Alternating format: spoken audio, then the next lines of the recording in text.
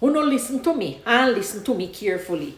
You ever notice that sometime when you start to good and step up in a life and reach a higher little level and build up yourself, as some of your own family then turn against you and can't happy for you, then see you win, and instead of celebrate you, then get quiet.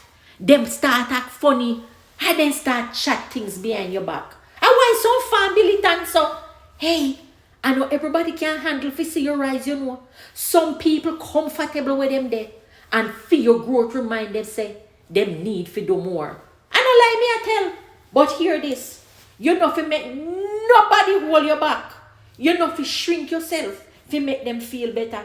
Take it from Mama Selva and Miss I tell you this.